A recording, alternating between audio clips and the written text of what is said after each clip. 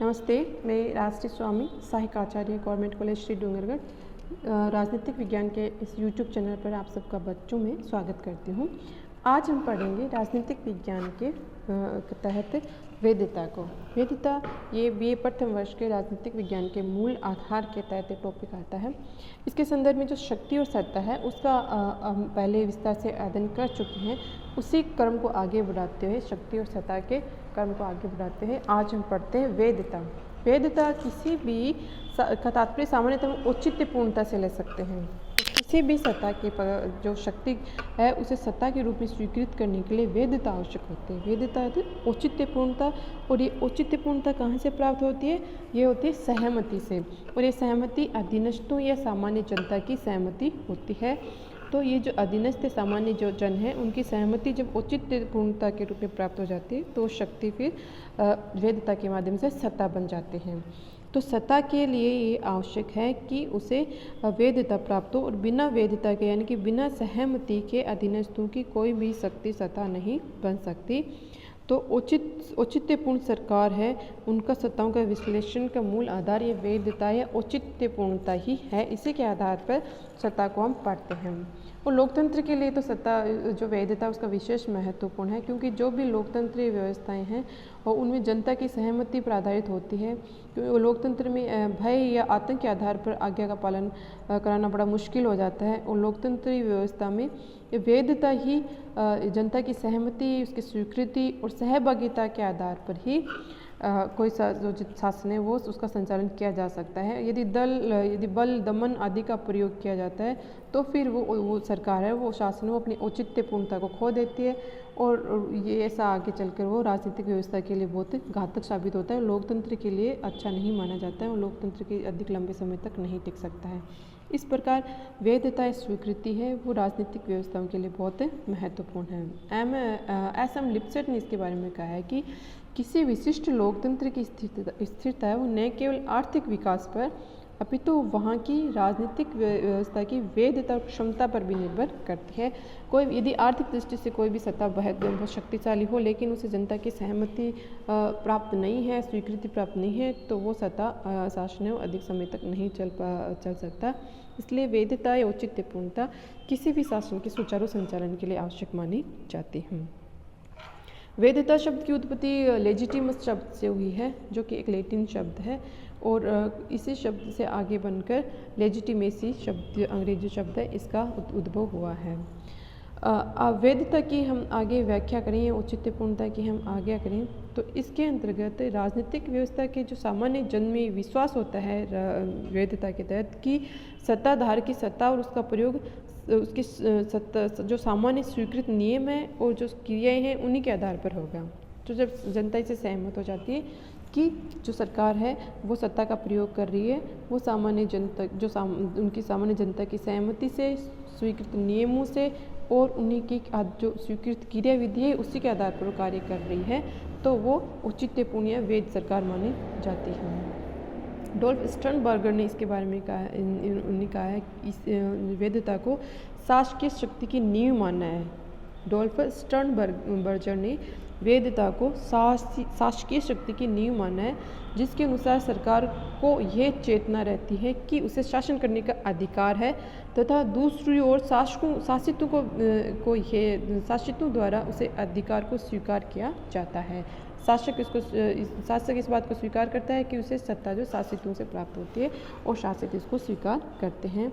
अब हम वैधता की यदि सामान्य परिभाषाएं दें तो ये हमने लिप्सेट की परिभाषा देखी कि वैधता का अभिप्राय व्यवस्था की उस योग्यता और क्षमता से जिसके द्वारा ये विश्वास उत्पन्न किया और स्थिर रखा जाता है कि वर्तमान राजनीतिक व्यवस्था समाज हेतु सर्वाधिक समुचित है। ठीक है, लिप्सेट ने इसके बारे में कहा औचित्यपूर्णता या वैधता व्यवस्था की वह सीमा है जिसके द्वारा ये विश्वास उत्पन्न किया और स्थित रखा जाता है कि जो वर्तमान सरकार है, जो राजनीतिक संस्थाएं हैं, वो समाज हेतु समुचित है, उपयुक्त है। ये विश्वास उत्पन्न हो जाता है तो वो सरकार वैध हो जाती है। प्रसिद्ध आधुनिक विचारक जिन ब्लडल ने माना है कि औचित्यपूर्णता से अभिप्राय वह सीमा है जिस सीमा तक लोग उस संगठन को जिस संगठन से जो लोग संबंधित हैं बिना पूछताछ के स्वाभाविक रूप से ही उसे स्वीकार कर लेते हैं। अर्थात सहमति या स्वीकृति का क्षेत्र जितना विशाल होगा उस संगठन का उतना ही अधिक औचित्य रहेगा। औचित्यपूर्णता सहमति या स्वीकृति पर आधारित होती है। आया समझ में। अब आगे हम पढ़ते हैं औचित्यपूर्णता की विशेषताएं। विशेषताओं के तहत सबसे पहले ये आता है कि औचित्यपूर्णता की जो धारणा है में एक विशेष विश्वास विकसित करने की क्षमता सम्मिलित है। ठीक है, औचित्यपूर्णता या वैधता की जो धारणा है उसमें एक विश्वास विकसित करने की क्षमता निहित रहती है और वहाँ के लोग अपने विश्वासों के आधार पर जो प्रणाली है शासन प्रणाली को उसको किस सीमा तक वैध समझते हैं।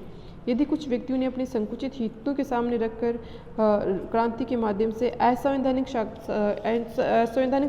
जो साधन है उनका प्रयोग करके यदि शक्ति का प्रयोग करके सत्ता को अपने हाथ में ले लिया है तो वो वैध सत्ता नहीं हो सकती, स्वीकृत सत्ता नहीं हो सकती और उसमें औचित्यपूर्णता का अभाव रहता है, जनता को उसमें विश्वास नहीं रहता है तो वो स्थायी जो सत्ता है वो स्थायी नहीं रहती और लोग उसको स्वीकार नहीं करते, उसको वैधता नहीं देते हैं।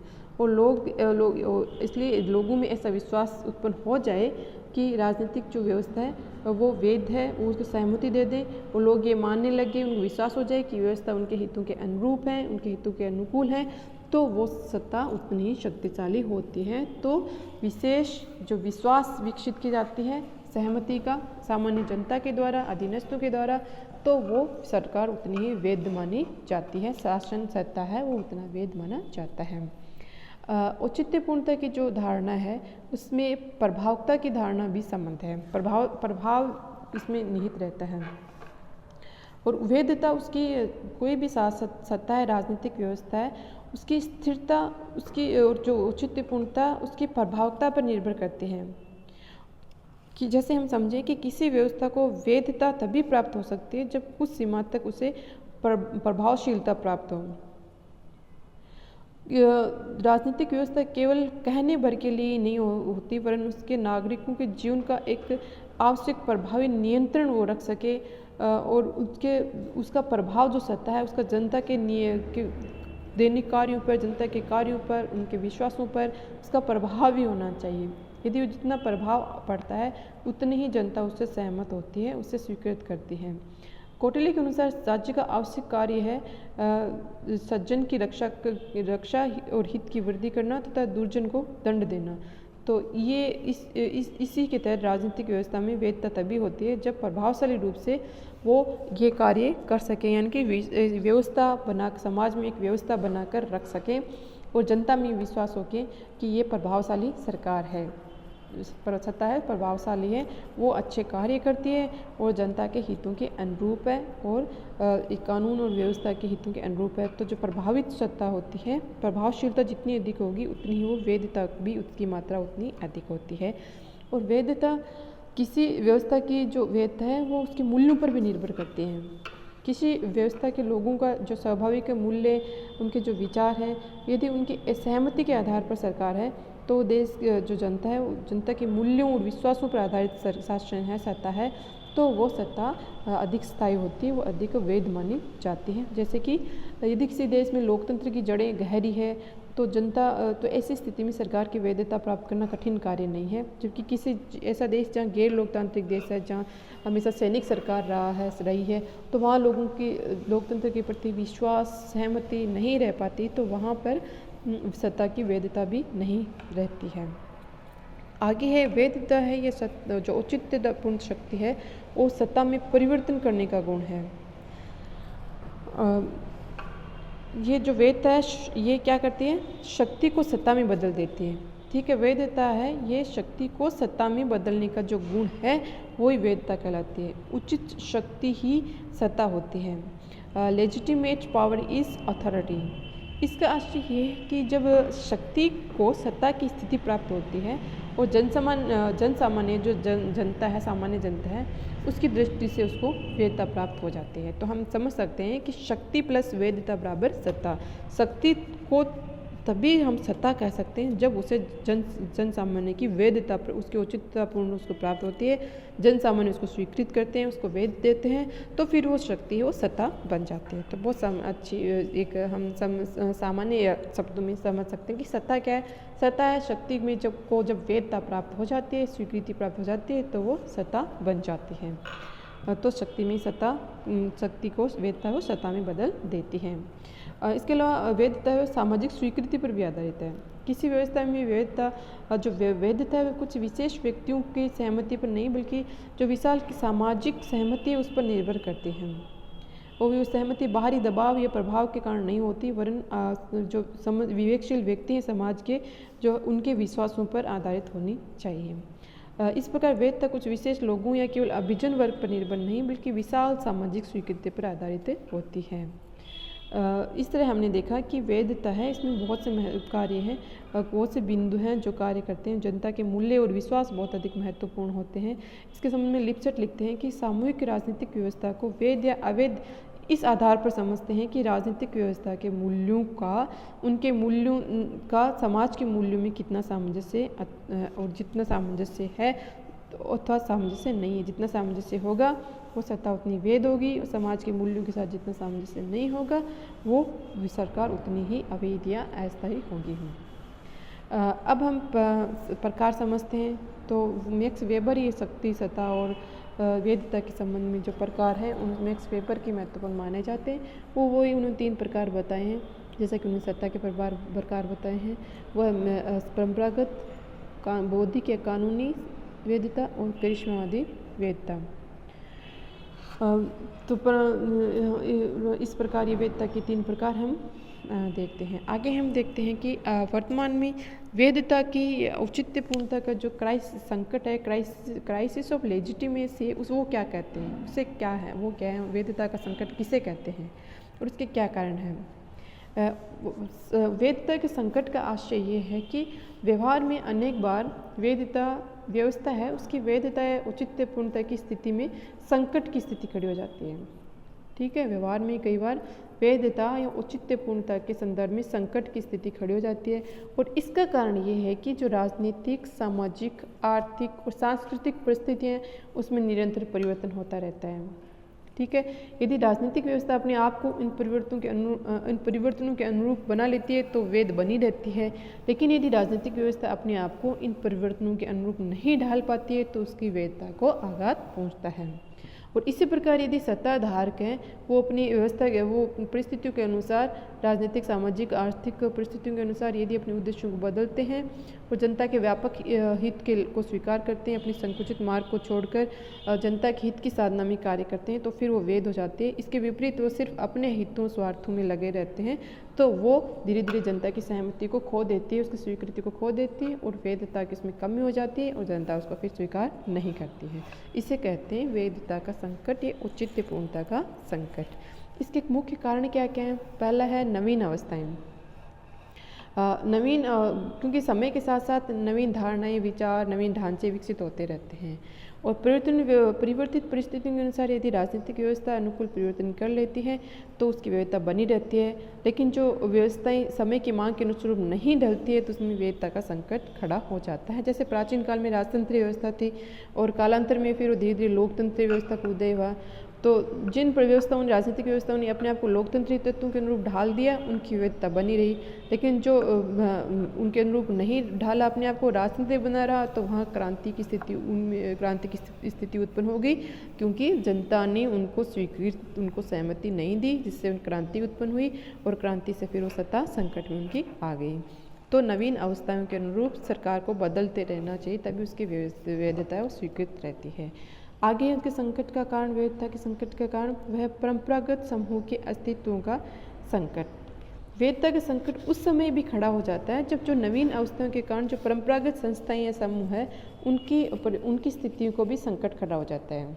जब ऐसी स्थिति खड़ी होती है तो जो नई संस्थाएं हैं, वो जो समूह है, वो अपनी शक्ति और सामर्थ्य के साथ न केवल नवीन अवस्थाओं वरन उन नवीन अवस्थाओं को स्वीकार करने वाली राजनीतिक व्यवस्थाओं को भी चुनौती देती हैं। ऐसी स्थिति में यदि परंपरागत तत्व पर्याप्त शक्तिशाली हो तो समस्त राजनीतिक व्यवस्था की विविधता के लिए संकट खड़ा हो जाता है।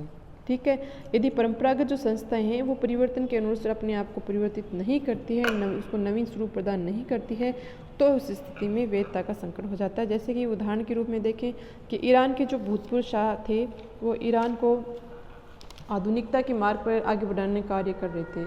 उससे परंपरागत तत्वों जो मौल्य उनकी वैधता को संकट खड़ा हो गया, और इस परंपरागत तत्वों की जो संगठित शक्ति थे उनके सामने तत्कालिक राजनीतिक व्यवस्था टिक न सकी, और फिर उनको वापस जो धार्मिक शासन था वो स्थापित करना पड़ा। तय राजनीतिक व्यवस्था के लिए उचित मार्ग परंपरागत और आधुनिकता के बीच का समन्वय स्थापित करने में ही है, क्योंकि न तो परंपरा को पूर्ण रूप से छोड़ा जा सकता है, उसको एकदम से नहीं बदला जा सकता, और न ही नवीन परंपरा को अस्वीकार किया जा सकता है। तो सत्ता को वैधता के लिए ज़रूरी है कि वो परंपरागत जो संस्थाएं हैं उनको, और जो आधुनिक संगठन आ रहे हैं उनको, आधुनिक जो कार्य प्रवृत्तियाँ आ रही है उनको बीच में सामंजस्य स्थापित करके सत्ता को स्वीकृत करें। यदि ऐसे नहीं हो पाती है, एकदम से परिवर्तन किया जाता है, तो कई बार वैधता का संकट खड़ा हो जाता है और क्रांति की स्थिति उत्पन्न हो जाती है। और इसके अलावा तीसरा हम संकट का कारण देखें तो नवीन समूह की राजनीति में प्रवेश। तो नवीन समूह राजनीति में बदलते रहते, नवीन समूह का उदय होता रहता है, और इन समूह की इच्छा और आकांक्षाएं देश की राजनीतिक व्यवस्था में प्रभावी रूप से भाग लेने की रहती है। यदि वो ऐसा कर पाते हैं तो राजनीतिक व्यवस्था के साथ जुड़ा हुआ पुराना वर्ग उसमें कोई बड़ी बाधा खड़ी नहीं करता है, तब तो उनका प्रवेश राजनीतिक व्यवस्था में स्वीकृत हो जाता है और उसकी स्वीकृति बढ़ जाती है, उसकी वैधता में वृद्धि होती है।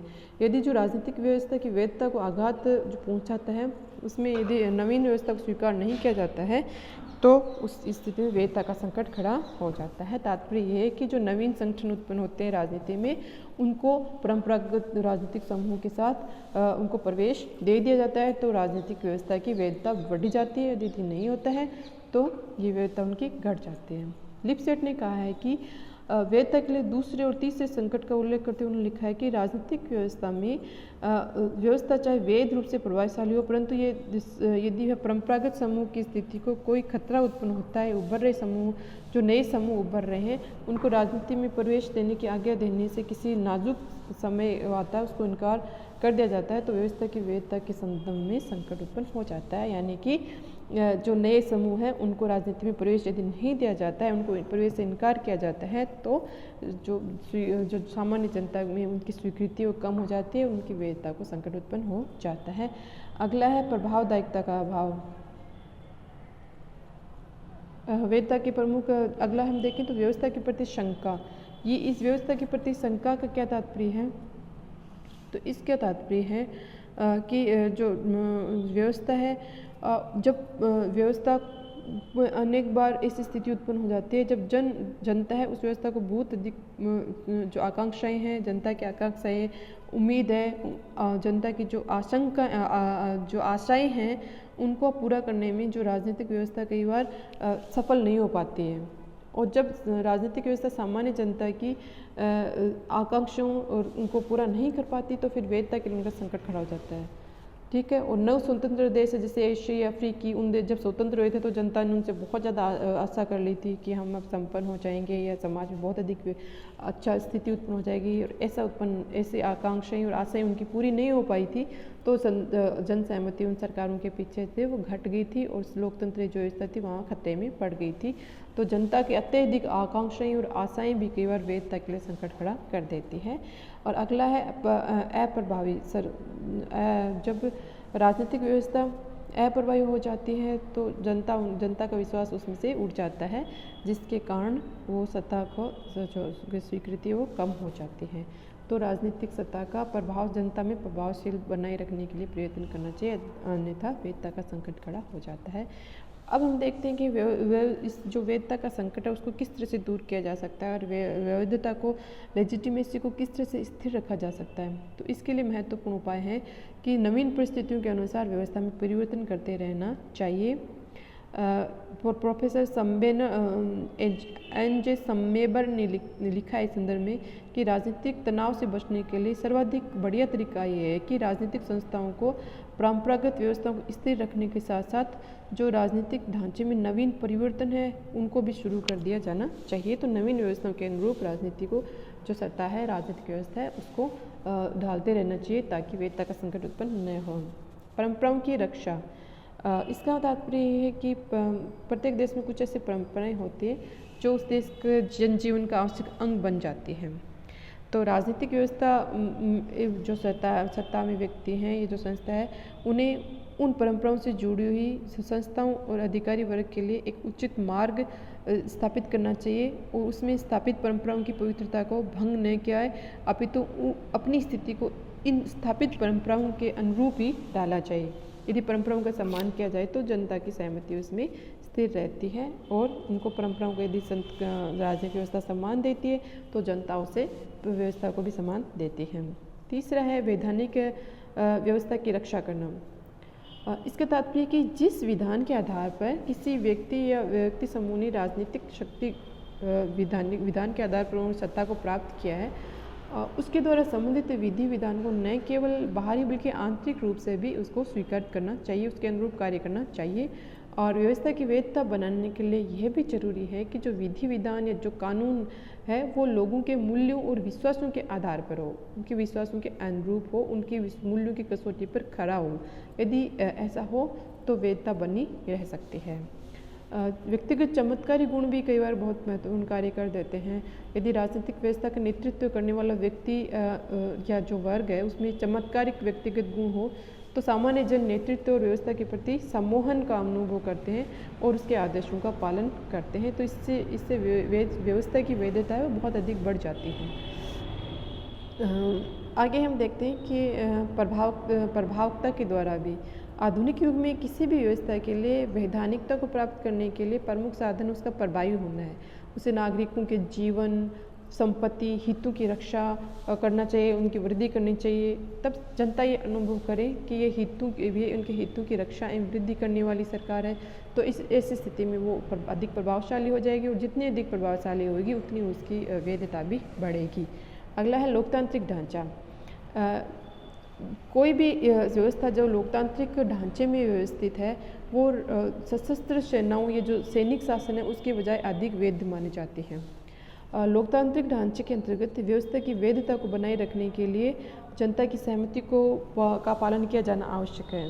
और ये व्यवहारिक सत्य है कि यदि सशस्त्र सेनाओं को राजनीतिक संस्थाओं से दूर न रखा जाए तो राजनीतिक व्यवस्था की वैधता को संकट उत्पन्न हो जाता है। इसलिए जब लोकतंत्र होगा, जन सहमति प्रशासन के सहभागिता के आधार पर शासन का संचालन होगा तो व्यवस्था को निश्चित रूप से वैधता प्राप्त होगी, जनता की सहमति प्राप्त होगी। जबकि सैनिक सरकार जो दबाव दमन के आधार पर कार्य करती है उस पर हमेशा वैधता का संकट उत्पन्न रहेगा। इसलिए जो राजनीतिक व्यवस्था है उसको हमेशा लोकतांत्रिक आधार पर चलाने का प्रयास किया जाना चाहिए और सशस्त्र सेनाएं हैं उनको सत्ता से दूर रखना चाहिए। और जितना अधिक दूर रखा जाएगा वो जनता की उतनी सहमति उसे प्राप्त होगी, औचित्यपूर्ण सत्ता होगी और वो सत्ता वैध मानी जाएगी। इस तरह से हम देखते हैं कि किसी भी राजनीतिक व्यवस्था की वैधता और उसकी स्थिरता इस बात पर निर्भर करती है कि व्यवस्था किस तरह से नवीन परिस्थितियों के अनुसार बदलती है। इसके अतिरिक्त वैधानिक व्यवस्था और नेतृत्व वर्ग के जो वर्ग है उसका चमत्कारिक व्यक्तिगत गुणों के द्वारा भी राजनीतिक व्यवस्था की वैधता प्राप्त की जा सकती है। परंतु आधुनिक युग में राजनीतिक व्यवस्था की जो वैधता है उसको प्राप्त करने और स्थिर रखने के लिए प्रभावकता यानी प्रभावशाली होना सबसे महत्वपूर्ण साधन है। व्यवस्था प्रभावी हो तभी उसके द्वारा वैधता प्राप्त करने की आशा की जा सकती है। धन्यवाद।